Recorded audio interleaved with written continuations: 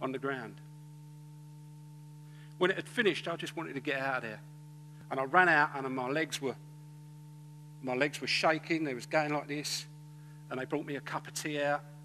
And the tea, the spoon was jumping up and down in the cup.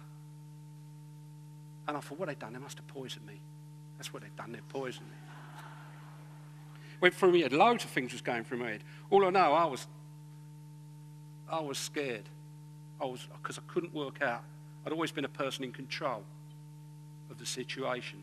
I weren't in control of this, and I couldn't work out why that was. So I was really scared of this thing that had happened to me. And this day, I'd had no drugs, I'd had no alcohol, and I'd had no copious amounts of coffee, so you couldn't see that it was caffeine or anything, major overdose on caffeine that was causing it. And I was just shocked at what had happened to me. Now, for the next 2 or 3 weeks, I was walking around in a daze, trying to fathom what had happened to me. People were trying to contact me, and I couldn't work properly. I was just trying to work out what had happened to me, trying to make sense of it all, logic of it all, but I couldn't. The only logic that I came to was, this Jesus must be real. He must be. It's the only understanding that I could come to. And I went, all right, okay. And I got on my knees and I said sorry for the people that I'd hurt. And I'd done some nasty things in London, bad things. I had a very colourful life in London.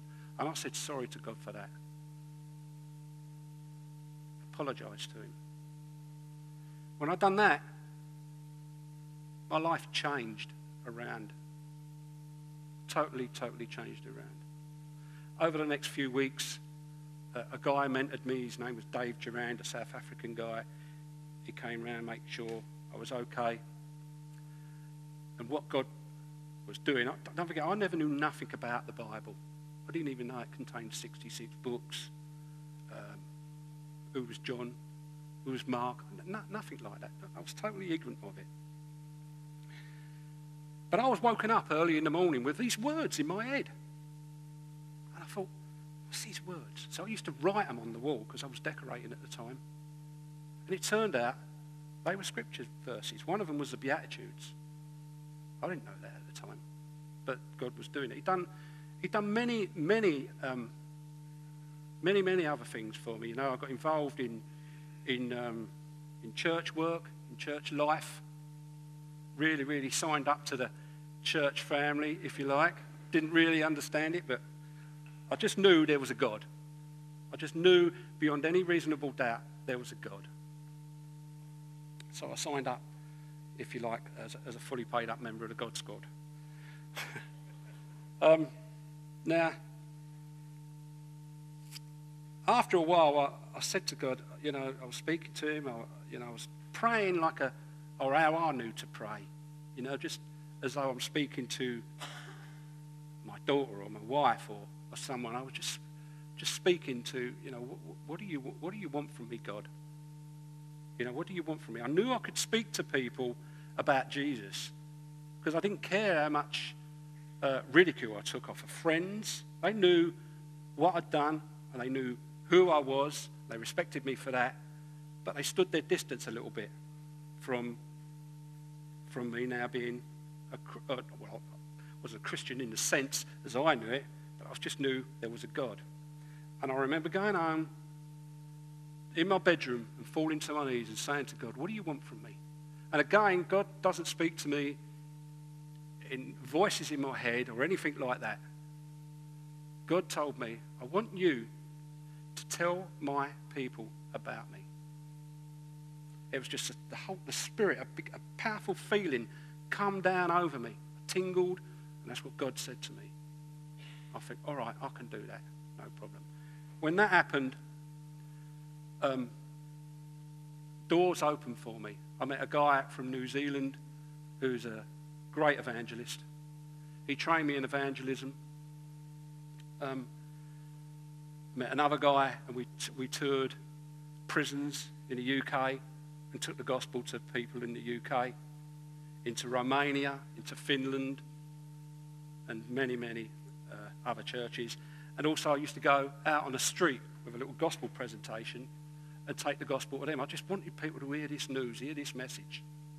So much that, because I knew that God was real. I want to give you a little illustration of how important this gospel is. Back when we were teenagers, I had two friends. One was called Billy, one was called Lenny. And we was Herberts, you know, as teenagers. Thieves, chasing women, and all sorts we was into. We was violent people as well at that age. Now on a Friday night, they were going out somewhere. And I didn't like where they was going, so I went somewhere else. Well, that Friday night, they killed a guy. They kicked him to bits. And they got caught. And they got prosecuted, taken to court, but they got off on a technicality. Now, I'm ashamed to say, standing before you here now, we celebrated that fact. Before I was a Christian, we celebrated the fact that this guy deserved all he got from us. We had a few beers and all the rest of it. About 10 years ago, in London, Billy got smashed in the chest with an axe, and he's screaming in hell now. And I believe, like Jesus did, that he came to this earth to go to people, to sinners, to go where God wasn't.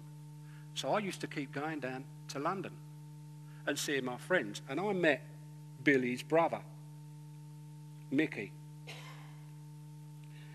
And I said, "I'm sorry to hear about your brother, Billy." He said, "Oh, thanks, John." And I said, "Have you heard from Lenny?" He said, "You're not going to believe this."